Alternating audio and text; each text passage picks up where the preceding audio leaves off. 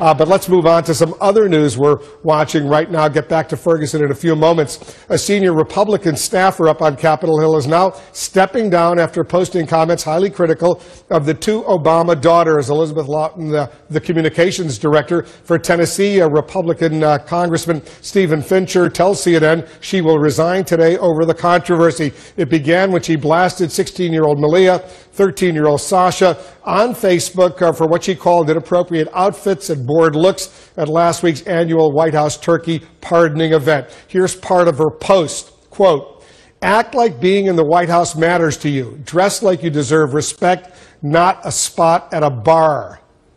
Joining us once again, our CNN chief political analyst Gloria Borger and our CNN political commentators Paul Begala. Anna Navarro's joining us from Miami as well. Quickly, Anna, when you heard about all of this, what went through your mind?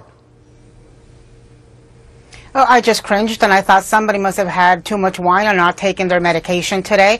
It was obviously a huge lack of judgment, and it was inappropriate and beyond the pale. And I think it reminds us, Wolf, of two things.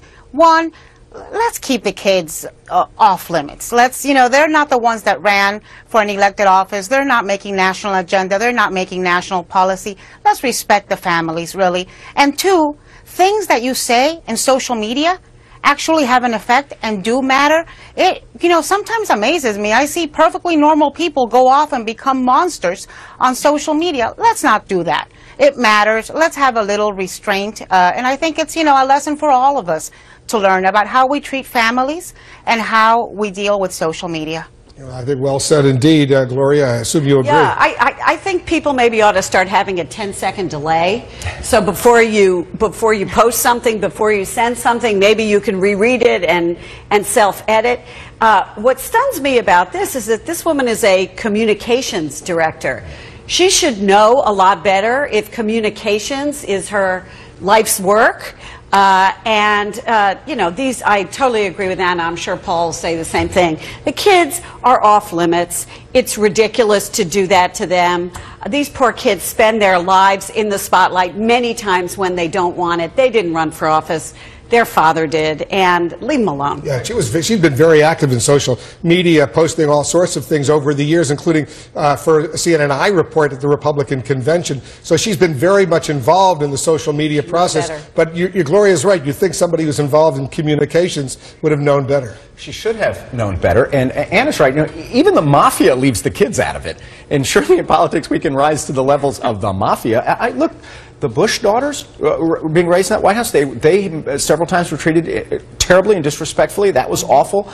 I remember when Rush Limbaugh called Chelsea Clinton, age 13, the White House dog. So there is a really vile tradition that's sprung up, maybe all of our history, I don't know, but certainly in the last several presidencies. It's just awful. Maybe this is a chance for everybody to take a breath. And boy, we'll go after these politicians, but families should be left out. And by the way, as a damage control expert, let me give Ms. Lauder some advice. When you apologize, actually apologize. In other words, she didn't apologize to the first family.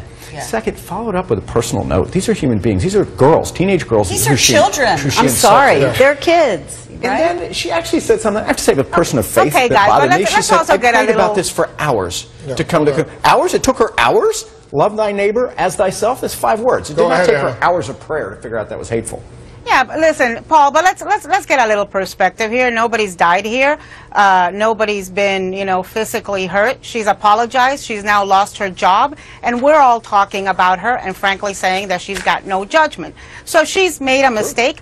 Plenty of people have made a mistake on both sides of the party. And I think that it's important that we take this as a lesson for all of us to take a deep breath and figure out what we are going to say and the meaning of that before we say it. We just saw Ray Rice this weekend, who clocked his now wife, get a second chance. Frankly, I don't think we need to stone this woman to death or go and tar and feather her in a public square. She made a mistake. She's paying the consequences, and we can all learn from her actions.